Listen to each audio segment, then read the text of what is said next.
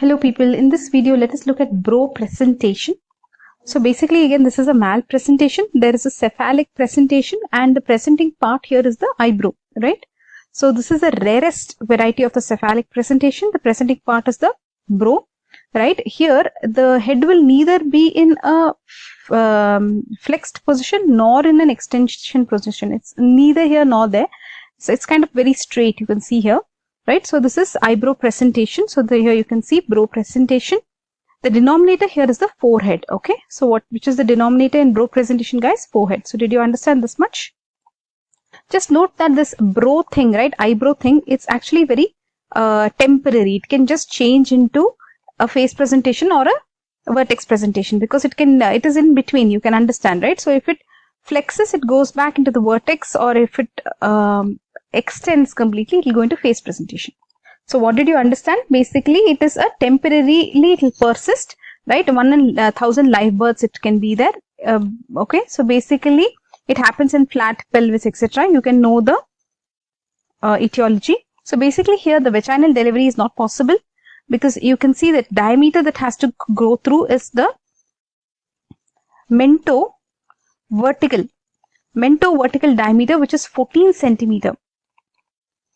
Right, so the mento-vertical diameter is 14 centimeter. The largest pelvic diameter is 12.5 centimeter. So vaginal delivery is not possible. Only if it changes into some other flexed or extended position, it is possible. Okay, so but this is temporary and it can it can go into other presentations. So that's why it is okay. But if it doesn't go, then it is not possible for vaginal delivery. Did that become too much for you to understand, guys? So did you understand? It is temporary. This brow presentation, it can either become a face presentation or a vertex presentation. It can convert. But if it doesn't, and if there is persistent brow, then vaginal delivery is not possible. Okay, so this brow presentation is an unstable state. In vaginal examination, you will palpate the supraorbital ridges and the anterior fontanelle. So here you can see they are trying to palpate what? The supraorbital ridges and the anterior fontanelle. Okay. So some more details given here, you can check that. Okay guys, so this is x-ray actually. So basically here you can exclude bony congenital malformations, etc. Not sure why they have done an x-ray here on a pregnant female. Anyways, here you can see the spine, and here you see the occiput, and here you can see, right? Can you see? So this is a straight x-ray abdomen showing brow presentation. The head feels very big. The patient was delivered by cesarean section. Okay. So mechanism of labor, guys, we have reached mechanism of labor and brow presentation. Let's finish off very soon. So basically here the brow can be anterior or posterior. It's typical to all presentations, anterior or posterior. So basically, which is the engaging diameter? We told you it is the mento-vertical, 14 centimeters. It's not possible. No mechanism of labor is possible if it is an average sized baby with normal pelvis. But if the pelvis is so roomy and the baby is really small, then with good uterine contractions, they can have a delivery. Okay. The brow descends until it touches the pelvic floor. Internal rotation descent occurs till the root of the nose hinges under the symphysis pubis. Okay, pubis. When it comes to posterior brow position, there is no mechanism of labor. Okay, so these are two things that you should know. See here, there is in eyebrow, right? Brow presentation, no mechanism of labor in average size baby with normal pelvis. In posterior brow position, there is no mechanism of labor. There is no mechanism. Okay, I'm thinking it is of labor. Okay, so trial of labor, if you think it's a transitory position, then trial of labor may be permissible, because what we think is it is temporary, right? So it will happen what? There will be flexion and it will become occiput presentation, or if it is extension, it becomes face presentation. Why are they saying occiput presentation?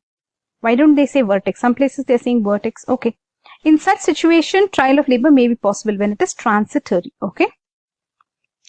So in case there is persistent brow presentation, what will happen? That means it is not transitory. There can be obstructed labor. So this will be an important cause for the rupture of uterus in multipara. Okay, so obstructed labor, ruptured uterus. Important cause will be brow presentation. Okay. Then let us look at molding. Basically, overlapping of the bones occurs if the labor lasts long. Compression of the submento-vertical diameter with the elongation of the occipitofrontal diameter can happen. There can be marked bulging of the forehead due to caput formation.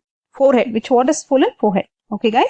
How do you manage a brow presentation? Basically, During pregnancy, if you diagnose it, all you will do is hopefully it will convert into correction. If it will correct into face or something, you will hope, right? If otherwise, you'll go for elective cesarean section if there is persistent bro presentation. Now, let us say whatever happened, no cesarean, now labor.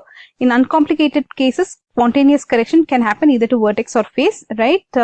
Otherwise, you'll have to go for C-section. Manual correction, you can. They're saying you can do it to the face. Okay, face presentation you can do. Manual correction to face presentation, but this is not practiced nowadays, guys. Manual correction is not practiced nowadays. If that baby is dead, okay, and the labor is obstructed, they will do craniotomy, destruction. Okay, so rupture of uterus should be excluded, they are saying in this case. So basically, did you understand bro presentation, guys? What did we look at in this video? Bro presentation. Can you say bro?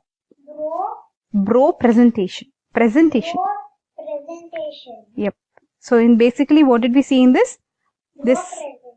Yeah. So basically, in this, the denominator is what? The forehead. Okay. Vaginal delivery is not possible. The diameter is mento-vertical diameter that has to go through. This may be temporary though, right? And it's an unstable, transitory. When you do vaginal examination, you can palpate the supraorbital ridges and the anterior fontanelle. If sonography is done, you can exclude bony congenital malformation. And what did you see here? The engagement is through the oblique diameter with the bro anterior or posterior. If, okay, what is this? If the baby is average size and the pelvis is normal size, there is no mechanism of labor. But however, if the baby is small and the pelvis is roomy, then you can have a mechanism of labor. In posterior, there is no mechanism of labor. Okay. Then what did we see? Trial of labor may be permissible when transitory. If it is persistent, then it can go into obstructed labor, rupture of uterus. Overlapping of bones occurs only if the labor lasts long, bulging of forehead due to caput formation in the fetus, in the baby. Okay.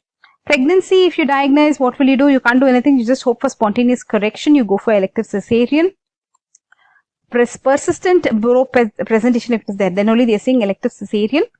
Let's focus. During labor, spontaneous correction can occur. Manual correction, now not done nowadays. If the baby is dead, craniotomy, you should exclude rupture of uterus. That's all for now, guys, in this video on bro presentation. Bye bye.